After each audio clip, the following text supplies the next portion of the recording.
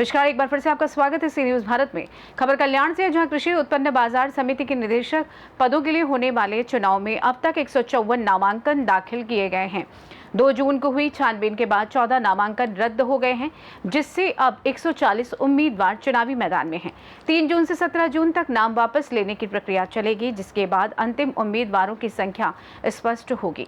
29 जून को मतदान और मतगणना एक ही दिन में होगी। वहीं उम्मीदवार प्रशांत माली ने आश्वासन दिया है कि अगर वे चुने गए तो वे कल्याण की कृषि बाजार समिति को बारामती की तर्ज पर विकसित करेंगे। आपको बता दें कि कुल 18 निदेशक पदों पर यह चुनावी जंग होगी। इस चुनाव में महाविकास अघाड़ी और महायुति दोनों ही गठबंधनों की प्रतिष्ठा दांव पर लगी हुई है। कई पूर्व निदेशक, राजनीतिक हस्तियां और नए चेहरे मैदान में हैं, जिससे आम नागरिकों की भी दिलचस्पी बढ़ी है। निर्वाचन अधिकारी DDR विशाल जाधववार ने जानकारी दी कि छानबीन के बाद योग्य उम्मीदवारों की अंतिम सूची जल्द ही प्रकाशित करेगा। इस संबंध में उम्मीदवार प्रशांत माली ने और क्या कुछ बताया, आप भी सुनिए।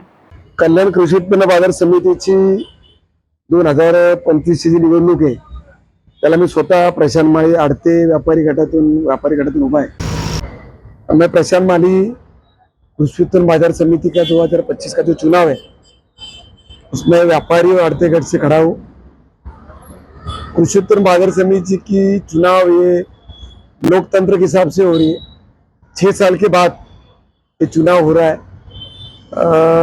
आज मैं देखा हूँ कि व्यापारी गट से चुनाव लड़ने का जो अर्जी था, अर्जी भरने के बाद कल हमारा अर्जी मंजूर हुआ और आज अर्जी भरने के बाद खुशी हो रही कि आज जब फॉर्म पीछे लेने की जो तारीख है वो 18 तारीख है और 18 तारीख के बाद हमको चुनाव चिन्ह मिलेगा और चुनाव चिन्ह के बाद हम पूरे मार्केट है, फ्रूट मार्केट है, भाजी मार्केट है, तुम्हारा जानवर जो मार्केट है, उधर हम प्रचार को जाएंगे। व्यापारी लोग से बहुत संवाद किया। व्यापारी लोग का छोटी छोटी बातें है कि उधर स्वच्छता होना चाहिए और रही बात हमने जो 15 सालों का काम कर रहे उधर हमने देखा कि फूल मार्केट हो।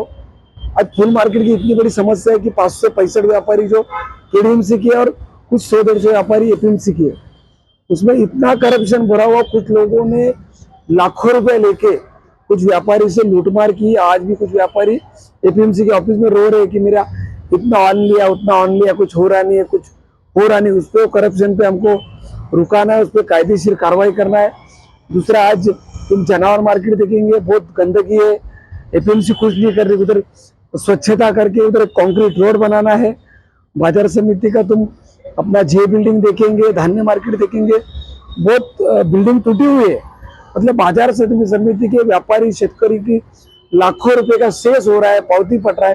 ये पैसा जा रहा है किधर है? वही पैसे से अपन वो बाजार समिति में एक अलग बाजार समिति, जो आज बारामती की बाजार समिति देखेंगे, नासिक की बाजार समिति देखे, ऐसा लग रहा है कि एक बढ़िया सुसज्ज जैसी बाजार समिति करने का है। और व्यापारी की जो कुछ तकलीफ है कि सादा व्यापारी जब लाइसेंस लेने जाता है, आज भी तुम नासिक में जाओ 550 रुपए में लाइसेंस मिलता है और ये APMC ऐसी है कि 25,000 30,000 रुपया पैसा लेके इनको लाइसेंस दिया जाता है, रुकाव किया जाता है, उनकी आर्थिक पिलवणूक किया लगा जाता है।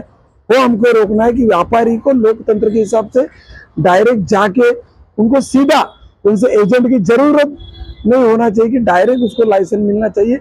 रही बात गाले मिलने की बात है, गाला 3.5 लाख का है और इनको 50-50 लाख ऑन ये लेके कुछ पीछे की जो करप्शन जो कंपनी थी वो हमको गलाना है और लोगों को न्याय देने की बात मैं कर रहा हूँ। लोगों ने हिटलरशाही किया है। 45 एकड़ जगह है। उस टाइम सम्माननीय शरद चंद्र पवार साहब CM थे और यहाँ के महसूल मंत्री थे शांताराम भाऊ घोलप साहब। उस टाइम उन्होंने 46 लाख एकड़ जगह इनको दिया था। 46 एकड़ जगह जो शासन की है, जो शेतकरी की है, जो व्यापारी की है, लेकिन कुछ लोगों ने ये शेतकरी की जमीन कुछ खासगी लोग को जैसे अपने बाप दादा की जमीन है वैसा इन्होंने बांटी है। वो बांटने के खिलाफ हमें जो बाजार समिति की हमने जो समानता की बात की, वो बाजार समिति ने लोगों को उधर व्यापारी को मार्केट बन के दिया, व्यापारी को अच्छा सुसज्ज मार्केट बन के दिया। ये मार्केट तुम देखेंगे तो इधर लॉज आएगा सर।